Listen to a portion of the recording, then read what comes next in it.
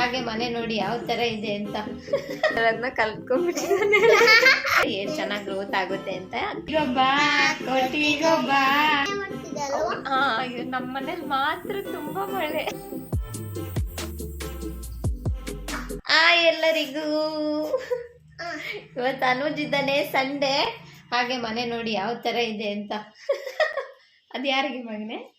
ಯಾರಿಗೆ ಕೊಡ್ತಿರೋದು? ಅದು ನನಗೆ. ನಿನಗೇನಾ? ಅವರಿಗೆಲ್ಲ ಕೊಡಲ್ವಾ?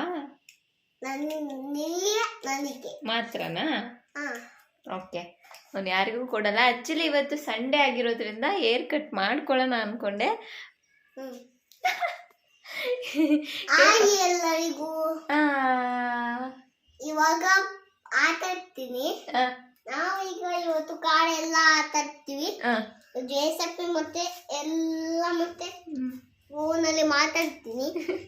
ಎಲ್ಲ ಹಂಗೆ ಮಾತಾಡ್ತೀನಿ. ನೋಡಿದ್ರೆ ಈ ಅಮ್ಮ ಕಿರಿಕಿರಿ ಮಾಡೋದು. ನಾನು ಕಿರಿಕಿರಿ ಏನು ಮಾಡಿಲ್ಲ.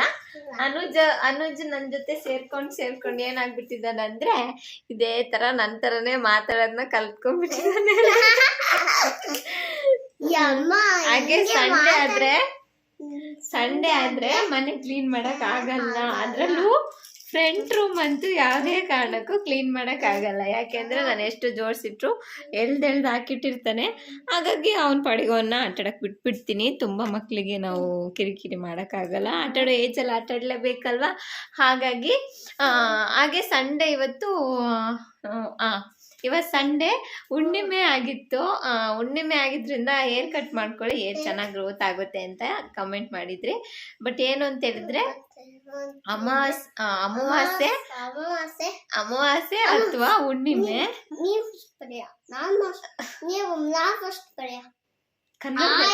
ಕನ್ನಡದಲ್ಲಿ ಮಾತಾಡ್ಬೇಕು. ಎಲ್ಲರಿಗೂ ಇವತ್ತು ನಾನು ಮಾತಾಡ್ತೀನಿ. ಅಮಾವಾಸ್ಯೆ ಅಥವಾ ಹುಣ್ಣಿಮೆ ಇರುತ್ತಲ್ವಾ, ಅದ್ರದ್ದು ಹಿಂದಿನ ದಿನ ಅಥವಾ ಮುಂದಿನ ದಿನ ಹೇರ್ ಕಟ್ ಮಾಡಿಕೊಂಡ್ರೆ ತುಂಬ ಒಳ್ಳೆಯದು. ಹಾಗಾಗಿ ನಾಳೆನೇ ಮಾಡ್ಕೊಂಬಿಡೋಣ ಅಂತ ಹೇಳಿ ಅಂದ್ಕೊಂಡಿದ್ದೀನಿ. ಇಂಥದ್ದನ್ನ ನಾನು ಸ್ವಲ್ಪ ನಂಬ್ತೀನಿ. ಹಾಗಾಗಿ ಅದನ್ನೆಲ್ಲ ಕೆಲವೊಂದೆಲ್ಲ ಫಾಲೋ ಮಾಡ್ತೀನಿ ನಾನು ಕೂಡ. ಇವತ್ತೇನು ಅಂದರೆ ನನ್ನ ಮಗ ಒಂದು ಹಾಡು ಹೇಳ್ತಾನೆ. ನಾನು ಹೇಳ್ಕೊಡ್ತೀನಿ, ಅವನು ಅದೇ ಥರ ಹೇಳ್ತಾನೆ. ಅಲ್ಲ ಮಗನೇ, ಬಾ ಹಾಡು ಹೇಳೋಣ. ಅದು ಬೇಡ, ಹೆಲ್ಮೆಟ್ ಬೇಡ. ನೀನು ಯಾರು ಅಂತ ಗೊತ್ತಾಗಬೇಕಲ್ಲ ಇವರಿಗೆ. ಅವನು ಹೆಲ್ಮೆಟ್ ಹಾಕ್ಕೊಂಡು ಬರ್ತಿದ್ದಾನೆ. ಹೆಲ್ಮೆಟ್ ಬೇಡ, ಹೆಲ್ಮೆಟ್ ಬಿಚ್ಚು, ಇಲ್ಲಾಂದ್ರೆ ನಿಂಗೆ ಕಾಣಿಸಲ್ಲ ಅವರಿಗೆ. ಹೇಳೋಣ. ಕೋಟಿಗೊಬ್ಬ ಗೆಲ್ಲೋನು ಕೋಟಿಗೊಬ್ಬ. ನೀನು ಹೇಳು.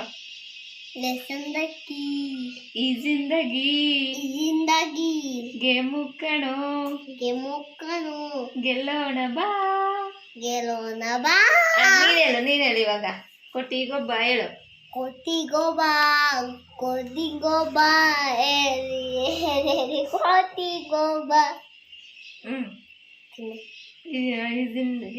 ಈ ಜಿಂದಗಿ ಗೆಲ್ಲೋಕನೋ ಬಾ. ಕೋತಿಗೊಬ್ಬ ಗೆಲ್ಲೋನು ಕೋತಿಗೊಬ್ಬ. ಮಳೆ ಸ್ವಲ್ಪ ಕಡಿಮೆ ಆದ್ರೂ ಇಲ್ಲಿ ಕರೆಂಟ್ ಎಲ್ಲ ಇಲ್ಲ. ಏನ್ ಪ್ರಾಬ್ಲಮ್ ಅಂತಾನೆ ಗೊತ್ತಿಲ್ಲ. ನೀನು ಪದೇ ಎಲ್ಲರಿಗೂ ಅಂದ್ರೆ ಅವ್ರಿಗೆ ಬೋರ್ ಆಗುತ್ತೆ ಮಗನೆ. ಎಲ್ಲರಿಗೂ ಅಂತ ಹೇಳಿದ್ರೆ ಅವ್ರಿಗೆ ಬೇಜಾರಾಗುತ್ತೆ ಮಗನೆ. ಎಷ್ಟು ಹೇಳ್ತೀಯ ನೀನು ಅಂತ. ಹಾಗೆ ಅನುಜ್ ಅವರಿಗೆ 29th ಟೆಸ್ಟ್ ಆಗ್ತಿದೆ, ಮಂತ್ಲಿ ಟೆಸ್ಟ್ ಅಂತೆ. ಅದಕ್ಕೋಸ್ಕರ ಅವನಿಗೆ ಒಂದು ಡ್ರಾಯಿಂಗ್ ಕಲಿಸ್ಬೇಕು. ಏನು ಡ್ರಾಯಿಂಗ್ ಅಪ್ಪ ಕಲಿಸೋದು ಅಂತ ಗೊತ್ತಾಗಲಿಲ್ಲ. ಒಂದು ಸ್ವಲ್ಪ ಅಂಬ್ರೆಲ್ಲ ಎಲ್ಲ ಬಿಡಿಸ್ತಾನೆ. ಅದು ಸ್ವಲ್ಪ ಈಸಿ ಆಗ್ಬೋದು ಅಂತೇಳಿ ಅದನ್ನೇ ಕಲಿಸ್ತಾ ಇದ್ದೆ. ಹಾಗೆ ಎಲ್ಲಿ ಮಗನೇ ನೀನು ಅಂಬ್ರೆಲ್ಲ ಬಿಡಿಸಿ ತೋರಿಸು. ಹಾಗೆ ಪ್ರಾಕ್ಟೀಸ್ ಮಾಡ್ತಿದ್ದೆ. ಒಂದೇ ಒಂದು ಯಾವುದೋ ನೋಟ್ಬುಕ್ ಇತ್ತು, ಅದರಲ್ಲೇ ಪ್ರಾಕ್ಟೀಸ್ ಮಾಡ್ತಾ ಇದ್ದೆ. ಏನಕ್ಕೆ ಕಾಣಿಸ್ತಿಲ್ಲ ಮಗನೆ? ಇದು ಅಂಬ್ರೆಲಾ ಅನುಜ್ ಬಿಡಿಸ್ತಾ ಇರೋದು, ಕಲಿತಾ ಇದ್ದಾನೆ. ಇದನ್ನ ಒಂದು ನಾನು ಬಿಡಿಸ್ಕೊಟ್ಟೆ, ಅವ್ನು ಕಲರ್ ಮಾಡ್ದ. ಹಾಗೆ ಇದು ಅಷ್ಟೇ ಬಿಡಿಸ್ಕೊಟ್ಟೆ, ಅವ್ನು ಕಲರ್ ಮಾಡ್ತಾ ಇದ್ದ. ನೆಕ್ಸ್ಟು ಅದೇ ಥರ ಪ್ರಾಕ್ಟೀಸ್ ಮಾಡು ಅಂತ ಹೇಳಿ ಒಂದೊಂದೇ ನಿಧಾನ ಒಂದು 5-6 ಪೇಜಿಗೆ ಈ ಥರ ಬರಿತಾನೇ ಇದ್ದ. ಒಂದೊಂದ್ಸರಿ ಚೆನ್ನಾಗಿ ಬರೀತಾನೆ, ಹಾಗೆ ಒಂದೊಂದ್ಸರಿ ಹಿಂಗೆ ವಿಚಿತ್ರವಾಗಿ ಬಿಡಿಸ್ತಾ ಇರ್ತಾನೆ. ಎಲ್ಲರಿಗೂ ಈಗ ಅಂಬ್ರೆಲಾ ಗೀಚಿ ಬಿಡ್ತೀನಿ. ಈಗ ಎಲ್ಲರಿಗೂ ಮತ್ತೆ ಮಕ್ಕಳು ಎಲ್ಲ ಕಿರಿಕಿರಿ ಮಾಡಲ್ಲ ನಾನು.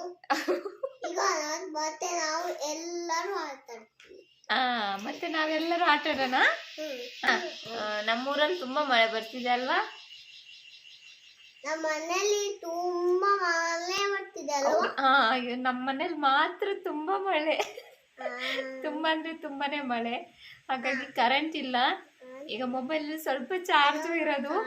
ಇವತ್ತು ಸಂಡೇ ಆಗಿರೋದ್ರಿಂದ ಒಂದೊಳ್ಳೆ ರೆಸಿಪಿನೂ ಇದೆ. ಈ ಒಳ್ಳೆ ಮಳೆಗೆ ಒಂದೊಳ್ಳೆ ಚಿಕನ್ ರೆಸಿಪಿನ ಇವತ್ತು ತೋರಿಸ್ತಿದ್ದೀನಿ. ಅದನ್ನು ನೋಡಿ ನೆಕ್ಸ್ಟ್ ವಿಡಿಯೋದಲ್ಲಿ ನಾನು ಹೇರ್ ಕಟ್ನ ಮಾಡ್ತೀನಿ. Chicken recipe. ಹಾಗೆ ನಾನಿಲ್ಲಿ ಪಾಲಕ್ ಗ್ರೀನ್ ಮಸಾಲ ಮಾಡ್ಕೊಂಡಿದ್ದೀನಿ. ತುಂಬಾನೇ ಟೇಸ್ಟಿ ಆಗಿದೆ. ಹಾಗೆ ಮಾಡೋದಂತೂ ತುಂಬಾನೇ ಈಸಿ. ಎಷ್ಟು ಬೇಗ ಆಗುತ್ತೆ ಅಂದರೆ ಅಷ್ಟು ಬೇಗ ಆಗುತ್ತೆ. ನಾನು ಹಾಗೆ ಸ್ವಲ್ಪ ಏನು ಅಂತಂದರೆ ಆದಷ್ಟು ಬೇಗ ಈಸಿಯಾಗಿ ಆಗಬೇಕು ರೆಸಿಪಿ, ಆ ಥರ ಏನಾದ್ರು ಯೋಚನೆ ಮಾಡಿ ಮಾಡ್ತಾ ಇರ್ತೀನಿ. ಈ ಪಾಲಕ್ ಗ್ರೀನ್ ಚಿಕನ್ ಮಸಾಲ ಮಾಡೋಕ್ಕೆ ನಾನಿಲ್ಲಿ ಮಾಡ್ಕೊಳ್ತಿರೋದು 1 kg ಚಿಕನಿಗೆ 1 ಕಟ್ಟಷ್ಟು ಪಾಲಕ್ ಸೊಪ್ಪು, 1 ಮುಷ್ಟಿಯಷ್ಟು ಕೊತ್ತಂಬರಿ ಸೊಪ್ಪು, 1 ಮುಷ್ಟಿಯಷ್ಟು ಪುದೀನ ಸೊಪ್ಪು. ಇದು ಓಕೆನಾ? ಸೊಪ್ಪು ಇಷ್ಟು ತೊಗೋಬೇಕು. ಹಾಗೆ ಉರಿಗಡಲೆ 1 ಮುಷ್ಟಿಯಷ್ಟು, ತೆಂಗಿನಕಾಯಿ ಪೀಸು ಒಂದು 5ರಿಂದ 6, ಹಸಿರು ಮೆಣಸಿನ್ಕಾಯಿ 2 ತೊಗೊಂಡಿದ್ದೀನಿ. ನಿಮಗೆ ಖಾರ ಯಾವ ಥರ ಬೇಕು ಅಂತ ನೋಡಿಕೊಂಡು ಎಕ್ಸ್ಟ್ರಾ ತೊಗೋಬೋದು. ಹಾಗೆ ಬೆಳ್ಳುಳ್ಳಿ ನೋಡ್ತಿದ್ದೀರಲ್ಲ, ಅದು 1 ಫುಲ್ ಬೆಳ್ಳುಳ್ಳಿನ ತೊಗೊಂಡಿದ್ದೀನಿ. ನೆಕ್ಸ್ಟ್ ಶುಂಠಿ 1-1.5 ಇಂಚಷ್ಟು ಶುಂಠಿನ ತೊಗೊಂಡು ಕಟ್ ಮಾಡಿ ಇಟ್ಕೊಂಡಿದ್ದೀನಿ. ಇದಿಷ್ಟನ್ನು ಈಗ ನಾವು ಒಂದು ಜಾರಿಗೆ ಹಾಕಿ ಗ್ರೈಂಡ್ ಮಾಡ್ಕೊಬರ್ಬೇಕು. ಈಗ ನೋಡ್ತಿದ್ದೀರಲ್ಲ, ನಾವು ಶೂಟ್ ಮಾಡೋತ್ತಿಗೆ ಪುಟಾಣಿ ಕೈ ಒಂದು ಅಲ್ಲಲ್ಲಿ ಬಂದು ಅದು ಇದು ಎತ್ಕೊಳ್ತಾನೆ ಇದ್ದಾನೆ. ಅವನಿದ್ರೆ ಆಲ್ಮೋಸ್ಟ್ ನನಗೆ ವೀಡಿಯೋ ಮಾಡೋಕ್ಕೆ ಸ್ವಲ್ಪ ಈ ಥರ ಆಗ್ತಿರುತ್ತೆ, ಅದಕ್ಕೆ ಹೇಳ್ತೀನಿ. ಒಂದೊಂದು ಸರಿ ಟ್ರೈಪಾಡ್ನೆಲ್ಲ ಎಳೆದ್ಬಿಡ್ತಾನೆ, ಆ ಥರ ಎಲ್ಲ ಮಾಡ್ತಿರ್ತಾನೆ ಅವನು. ಹೇಗಾದರೂ ಏನೇನೋ ಮಾತಾಡಿಸ್ಕೊಂಡು ಅವನ ಜೊತೆನೇ ಅಡುಗೆ ಮಾಡ್ಕೋಬೇಕಾಗುತ್ತೆ. ಹಾಗೆ ಇಲ್ಲಿ ನೋಡ್ತಿದ್ದೀರಲ್ಲ, ಇಷ್ಟನ್ನು ನಾನೀಗ ಒಂದು ಮಿಕ್ಸಿ ಜಾರಿಗೆ ಹಾಕ್ಕೊಂಬಿಟ್ಟು ಗ್ರೈಂಡ್ ಮಾಡ್ಕೊಳ್ತೀನಿ. ಈಗ ನಾನಿಲ್ಲಿ ತೆಂಗಿನಕಾಯಿ ಪೀಸ್ಗಳನ್ನ ತೊಗೊಂಡಿರೋದನ್ನ ಅದನ್ನು ಈಗ ಸಣ್ಣದಾಗಿ ಈ ಥರ ಕಟ್ ಮಾಡ್ಕೊಳ್ತಿದ್ದೀನಿ. ಕಟ್ ಮಾಡಿ ಹಾಕ್ಕೊಂಡು ಹಾಗೆ ಏನೇನು ತೊಗೊಂಡಿದ್ನಲ್ಲ ಅದನ್ನೆಲ್ಲ ಪೂರ್ತಿಯಾಗಿ ಹಾಕ್ಕೊಳ್ತಿದ್ದೀನಿ. ಹಸಿರು ಮೆಣಸಿನ್ಕಾಯಿನೂ ಕಟ್ ಮಾಡಿ ಹಾಕ್ಕೊಳ್ತಿದ್ದೀನಿ. ಹಾಗೆ ಪುದೀನ ಕೊತ್ತಂಬರಿ ಸ್ವಲ್ಪ ಬೇಕಾದ್ರೆ ಜಾಸ್ತಿ ತೊಗೋಬೋದು, ಏನು ತೊಂದರೆ ಇಲ್ಲ. ಹಾಗೆ ಪಾಲಕ್ ಸೊಪ್ಪನ್ನ ಈ ಥರ ಕಟ್ ಮಾಡಿ ಹಾಕ್ಕೊಳ್ತಾ ಇದ್ದೀನಿ. ಆಗ ಗ್ರೈಂಡ್ ಮಾಡ್ಕೊಳ್ಳೋಕೆ ಈಸಿ ಆಗುತ್ತೆ ಅದಕ್ಕೆ. ನೆಕ್ಸ್ಟು ಇದಕ್ಕೆ ನಾನು ಒಂದು ಈರುಳ್ಳಿ, ಮೀಡಿಯಮ್ ಸೈಜಿನ ಈರುಳ್ಳಿನ ಆ್ಯಡ್ ಮಾಡ್ಕೊಳ್ತಿದ್ದೀನಿ. ಹಾಗೆ ಇದ್ರ ಜೊತೆ ಒಂದು ಅರ್ಧ ಸ್ಪೂನಷ್ಟು ಜೀರಿಗೆನೂ ಆ್ಯಡ್ ಮಾಡ್ಕೊಳ್ತಿದ್ದೀನಿ.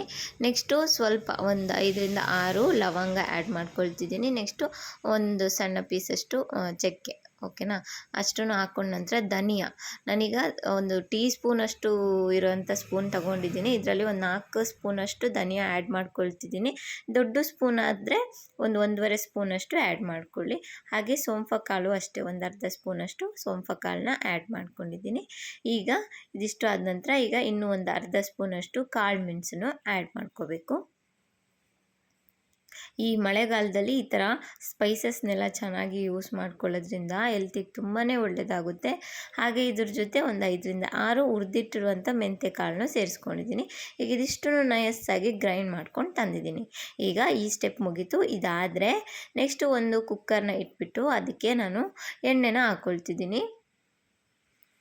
ಈಗ ಎಣ್ಣೆ ಹಾಕಿದ ನಂತರ ಇದಕ್ಕೆ ಸ್ವಲ್ಪ ಕಸೂರಿ ಮೇಥಿ ಹಾಕ್ಕೊಳ್ತಿದ್ದೀನಿ. ನೆಕ್ಸ್ಟು ವಾಶ್ ಮಾಡಿಟ್ಟಿರುವಂಥ ಚಿಕನ್ನ ಇದ್ರ ಜೊತೆ ಆ್ಯಡ್ ಮಾಡ್ಕೊಳ್ತಿದ್ದೀನಿ. ಇಲ್ಲಿ 1 kg ತೊಗೊಂಡಿರೋದು. ಹಾಗೆ ಇದಕ್ಕೆ ಆ್ಯಡ್ ಮಾಡ್ಕೊಂಡಾದ ನಂತರ ಇದನ್ನು ಒಂದ್ಸರಿ ಮಿಕ್ಸ್ ಮಾಡಿ ಕೊಡೋಣ. ಇದು ಫಸ್ಟ್ ಹಾಕೋತಿಗೆ ಸ್ವಲ್ಪ ಬಿಸಿ ಇರುತ್ತಲ್ವ, ಹಾಗೆ ಅಂಟ್ಕೊಂಡಂಗೆ ಆಗುತ್ತೆ. ಬಟ್ ನೀರು ಬಿಡುತ್ತಲ್ಲ, ಸರಿ ಆಗಿಬಿಡುತ್ತೆ. ನೆಕ್ಸ್ಟ್ ಇದಕ್ಕೇ ಸ್ವಲ್ಪ ಉಪ್ಪು ಹಾಕ್ಬಿಟ್ಟು 1 ಸ್ಪೂನಷ್ಟು ಇಲ್ಲಿ ಅರಶಿಣದ ಪೌಡ್ರನ್ನು ಇದ್ರ ಜೊತೆ ಆ್ಯಡ್ ಮಾಡ್ಕೊಳ್ತಿದ್ದೀನಿ. ನೆಕ್ಸ್ಟ್ ಇದನ್ನು ಚೆನ್ನಾಗಿ ಮಿಕ್ಸ್ ಮಾಡಿಬಿಟ್ಟು ನಾವೇನು ಮಾಡಬೇಕು ಅಂದರೆ ಒಂದೇ ಒಂದು ನಿಮಿಷ ಬೇಯಿಸ್ಕೊಳ್ಳೋಣ. ಹಾಗೆ ಅರಶಿನ ಪುಡಿ ಎಲ್ಲ ಉಪ್ಪು ಎಲ್ಲ ಚಿಕನಿಗೆ ಕ್ಲೀನಾಗಿ ಇಟ್ಕೊಳ್ಳೋ ತನಕ 1 ನಿಮಿಷ ಬೇಯಿಸಿದ್ರೆ ಸಾಕು, ಜಾಸ್ತಿ ಬೇಡ. ಹಾಗೆ ಜಸ್ಟ್ ಈ ಥರ ಮುಚ್ಚಿಟ್ಬಿಟ್ಟು ಬೇಯಿಸ್ಕೊಳ್ತೀನಿ ಅಷ್ಟೇ. 1 ನಿಮಿಷ ಆದ ನಂತರ ಇದನ್ನ ತೆಗೆದುಬಿಟ್ಟು ನಾವೇನು ಮಸಾಲೆ ರುಬ್ಬಿಟ್ಟಿದ್ವಲ್ಲ ಅದನ್ನು ಇದ್ರ ಜೊತೆ ಆ್ಯಡ್ ಮಾಡ್ಕೋಬೇಕು.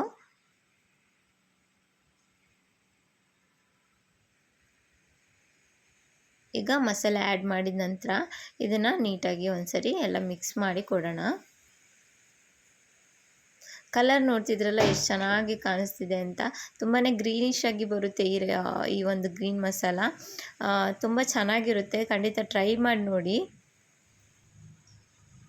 ಎಲ್ಲ ಮಿಕ್ಸ್ ಮಾಡಿದ ನಂತರ ಇದ್ರ ಕಲರ್ ನೋಡಿ ಎಷ್ಟು ಸಖತ್ತಾಗಿ ಕಾಣಿಸ್ತಿದೆ ಅಂತೇಳಿ.